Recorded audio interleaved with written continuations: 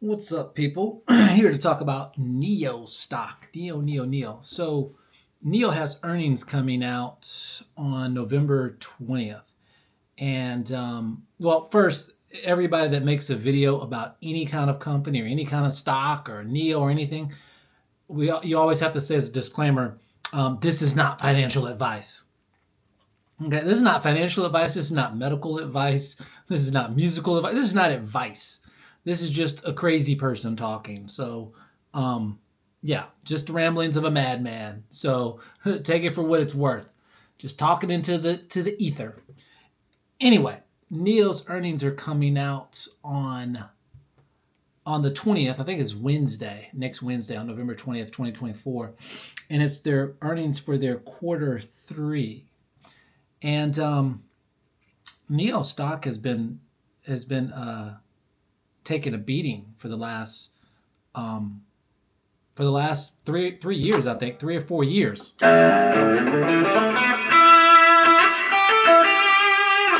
Yeah, just giving people the blues.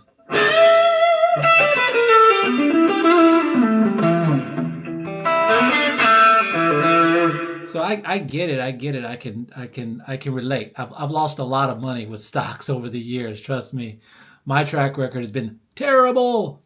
I owned Apple back after 9/11 when it was $10 a share, $10 or $11 a share. I had 1,000 shares. I did the math one time. Backwards calculated what they would be worth today, like 24 years later, 23 years later. It was like 18, 20 million or something like that. Anyway, that's neither here nor there because what do they say? Past performance is no indication of future whatever. I get it, but I lost big. And then I lost a bunch of money trying to invest in mining stocks. I thought that would be a good idea. It wasn't. Even though I was investing in the whole EV thing, the EV thematic. The problem is China controls all the raw materials, so it's very opaque, the graphite market and things like this. So it's hard to get a grip on the pricing and all that kind of stuff. It's just the EV market is a high growth market, it's a high growth sector, but I should have tried to invest in more growth type companies like Tesla or AMD, which actually I did. I did invest in AMD and Tesla and made some money there and then lost it all just getting into the graphite stuff. But anyway, we're here to talk about NIO. NIO's an interesting case. So where we are with EV stocks, the whole EV thematic. So the bear case with NIO is essentially they're not profitable. They've never made a profit. Who cares? Tesla never made a profit until recently, I think 2019 or something. So they were around for 13 or 14 years. I'm not sure. Let's ask ChatGPT when Tesla made a profit. Let's see. I'm going to pull up ChatGPT. And I shouldn't even really have to do this, to be honest with you. I mean, this should be kind of common sense that companies that are onto something big, not all, but some companies that are onto something big, they tend not to make profits for a while when they're investing in their infrastructure, like Amazon, like I think Google made. I'm not sure when Google made a profit, but Amazon didn't make a profit for a long time. Tesla didn't make a profit for a long time. What year did I'm asking ChatGPT, did Tesla first earn a profit compared to when they first started? So let's just see what ChatGPT says. ChatGPT says Tesla Inc. first earned an annual profit in 2020. This marked a major milestone for the company, which had been operating at a loss for much of its history.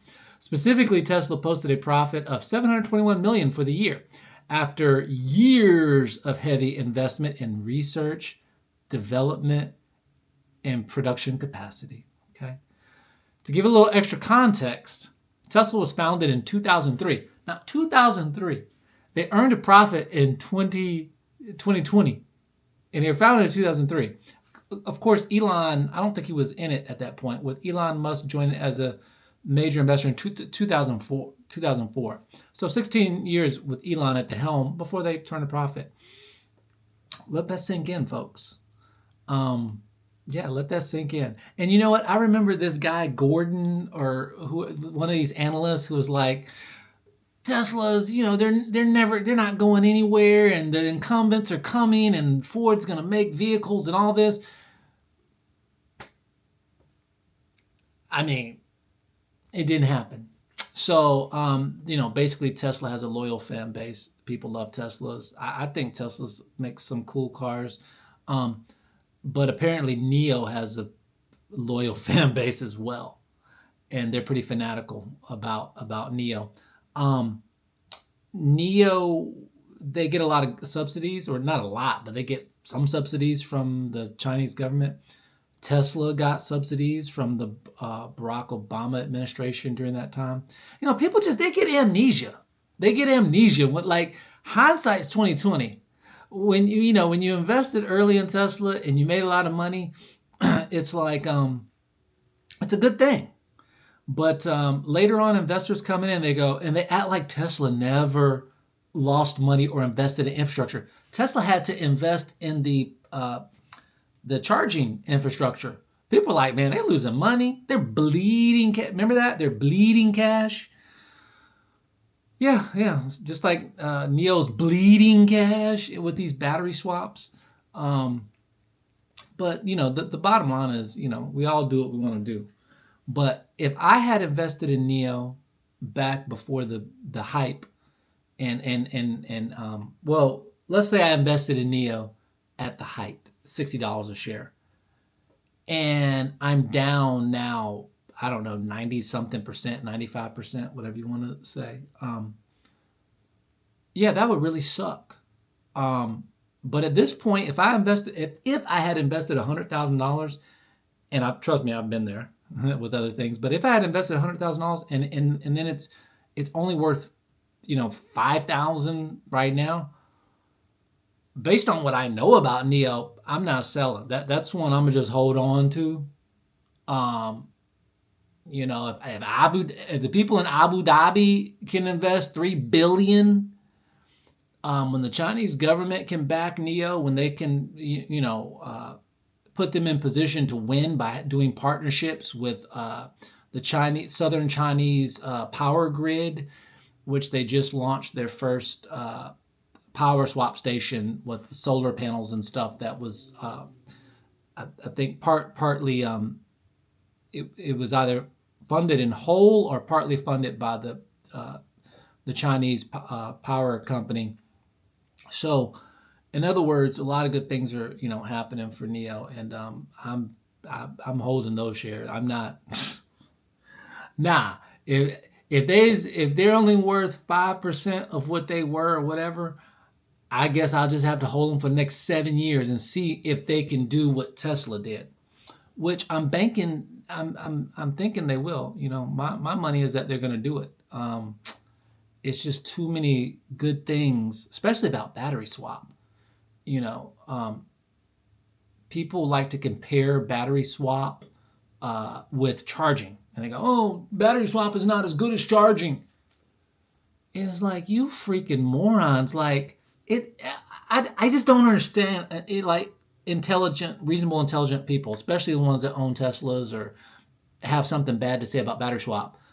A NIO car can charge just like a Tesla, just like a BYD, just like a Ford Lightning. If you want to buy your battery and you don't want to rent it, you just want a battery swap, NIO's all for it. Buy the car, buy the battery, just charge it. Like, what's the argument against having a choice? Because I guarantee you, if Tesla had came out and said, hey, you can buy the battery if you want, you can buy the car with the battery. It's going to cost you $10,000 to $20,000 more, but you can buy it, you can own it, you can learn to condition it, you can babysit it. Okay, you can babysit it, you can stroke it, you can do whatever you want to do with it. Or if you guys want, we got these power swap stations set up. You can swap the battery. You could just pay $10,000 to $20,000 less for the car. Instead of paying $45,000 for a Model 3, we'll give it to you for $25,000. How about that? You know, instead of $40,000, we'll give it to you for $30,000. How about that? And you can rent the battery for $100 a month, and you get a couple swaps every month. Would you do it? Well, it's your choice. You have a choice. It's your choice. I guess the other thing is people. I've heard YouTubers saying this. Oh, it's costing them so much money to do the battery swaps. Oh, they're bleeding. For years, Tesla built out that power, the charging infrastructure, and people that swore by Tesla, they were like, well, they got to do it because nobody else is doing it, and they got to do it. And I mean, let's be real. If Tesla didn't do it, you think Ford was going to do it? You think GM was going to do it? You think Stellantis was going to do it? They weren't going to do it. They're signing up on Tesla's charging, the North American charging standard, because they saw how hard it was. And they were like, bump this. We'll just go with, they got the better connector and everything. We'll go with that. But it took years. They just all agreed to do that. I think either 2023 or 2022. I forget which year, but it was relatively recently, the last few years. So Tesla had to build out this infrastructure. Okay, it took them a long time, people. Okay, it didn't just happen overnight, and they were bleeding cash the whole time. Okay, somehow at some point they got it under control and they made a profit. I'm not a business analyst, so I can only say this. NIO, what I think their advantage is their moat. Their model and their moat. The moat is the power swap stations they're building out. And the business model, from what I've read and what they've said, and they're partnering with other entities like power companies to help build these swap stations now. And these swap stations can be actually deployed in areas that don't have a great grid infrastructure, because they can use solar panels to help power it, to help charge the batteries in it. Of course, I don't know all the technicals, all the details, because I'm not an engineer. I'm not an electrical engineer at all. I'm kind of going on faith. But I've seen NIO's F2 factory. I've seen what they're doing. It's insane. I've seen the battery swap stations on YouTube. I've never seen it in person. But you know what? I never saw a Tesla in person in my life until I think 2020 or 2019. Company I worked for, my boss took me for a ride in his Tesla, and I was like, whoa, this. He was showing me the autopilot, and he had one of the old Model S's, and I was like blown away what it could do. I was blown away. But getting back to NIO's just a different company. It's like a tale of two cities. They're a different company with a different CEO. Ironically enough, the two CEOs, they have a lot in common. Like, they were both like internet techie dudes who, had internet companies that made them a lot of money, and then they kind of went into the car business. But they're two different people, like William Lee and Elon Musk. Two great people. They're just different in the way they're going about, doing what they're trying to do. I find it interesting that Tesla, back in the day, they said, well, we're going to do a $25,000 vehicle that everybody can buy. And recently, they flat out said, why are we going to race to the bottom? We're doing autonomy. You don't need to own a car, okay? We're going to provide the two-seater. You get in it, and that's a wrap. And God bless them, because, they know their business model well, and maybe it's not a good business decision for them to try to build, $25,000 cars that people can buy. It's different in China. Different economy, different pay scale, different infrastructure, different supply chain. And we need 10, 15, $20,000 cars in America that people can buy. Okay? Like, people can't even afford the gas cars. Your typical gas car is like $40,000, $45,000 now. So, God bless, Elon Musk and Tesla, because if it wasn't for them, Chinese wouldn't even be where they are. That's why they invite them over there with open arms. Come on over here and let us learn from you, and we'll provide something that you need. We'll provide buyers. We'll build a factory in less than a year, help you build a factory in less than a year. So don't get it twisted. They need each other. Tesla needs China. China needs Tesla. The U.S. needs Tesla. But getting back to NIO, I don't care what they do on their. I mean, I do care. I started buying in recently. I bought very small shares like a year ago, and when they were at $9, and then when they got down to 5, I started watch. They came back onto my radar because this guy named Kevin Womley or something, I think his name. He has a YouTube channel called China Business Daily or something like that. And he made a compelling case where I was like, I need to start I need to pay attention because I know I'm invested in the right space, which is EV, but mining stocks is not going to do it for me because anyway, that's just my opinion, but do what you want to do. But I was looking for something that, something that's a high growth sector, and it is EVs. There's external factors that control a stock price.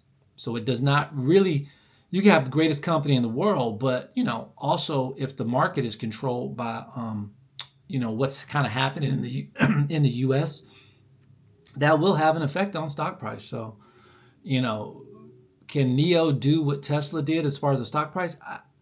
I don't know. I'll admit I'm a little bit hesitant and skeptical, but it's a risk I'm willing to take. But because Americans are willing to pay a lot of money we overpay for everything in America. Like if we knew what we could really get a car for, like what they're paying for cars in other places, China namely, we'd be pretty angry or mad because people in America are struggling too, man. I mean, your average person makes $40K a year. I mean, on average, and you talk about a car costs $40K, your whole yearly salary. I mean, come on, it's not sustainable. But we try, Americans, we try to hang in there. But yeah, I think NIO as a long-term play. Yeah, I'm cool with that. I like their company philosophy too. I like the things that William Lee says. Even if he's just blowing smoke, he's saying the right kind of smoke. I like that he said like, hey, you know what? Autonomy would really put a lot of taxi drivers out of business, and so I don't want to do that. Now, even if he pivots later and decides to do it, I still like the fact that he even considered a world where you could have taxi drivers and Uber drivers and autonomy, and they could coexist. A lot of people want to be one or the other. It's like, oh, it's either charging or battery swap. It's like, no, it's not about that. It's either autonomy or nobody drives no. Things can coexist. I mean, what do you call it? Internal combustion engines and hybrids are starting to take off because those things, they can coexist, at least for a while. So I like it that he thinks outside the box. I like it they're trying to build brand loyalty like Apple did. I feel like Tesla has that brand loyalty, but Tesla at the core, at their core, I don't see that like that Steve Jobs, like I'm trying to like the customers like first. I think they're trying to do something to change the world completely. And if it happens to benefit the customer, great. If it didn't benefit the customer, I don't know, it'd be whatever. But same with NIO, could be the same way with NIO. I mean, who knows? But the CEO, he says the right things that I like. So I'm happy to have my money invested there. It would so happen that after the election, Tesla would just take off after I got rid of my Tesla stock. But I mean, it is what it is. Money is not everything, but we are invested to make money. So, but I don't know. I'm cool. I'm cool. It's kind of nice being invested in a company that you actually like the CEO, you like what they're doing, plus you have the potential to possibly make some money. and they're such a highly visible company, for better or for worse. It's not like some of the synthetic graphite or natural graphite stocks that I own. It's like they don't do anything. There's no volume. There's nobody paying attention. And of course, they'll probably just shoot to the moon next year. That now that I'm out of it, but anyway, I still want to be in the EV space. I still want to invest in the future high growth sector, and I love the products that NIO's putting out. Hopefully, if I've never bought an EV, but hopefully one day, my first EV, will be a NIO. Who knows? But let's see. Play a little tune for you, and just take you out. This is a little song for all you NIO lovers out there.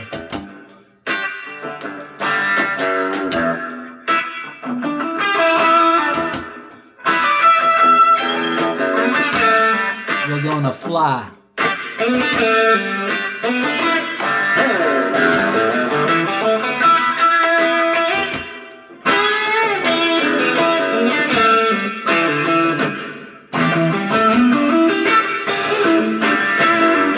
NIO's gonna fly.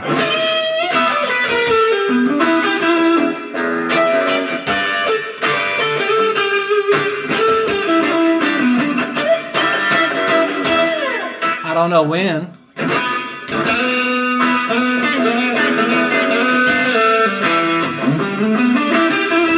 But I love that ET5, EL8 or whatever. Ambo.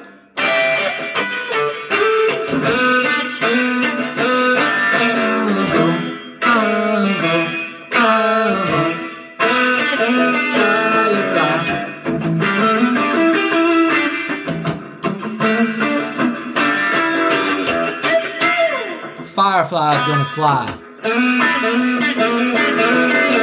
I'd buy it.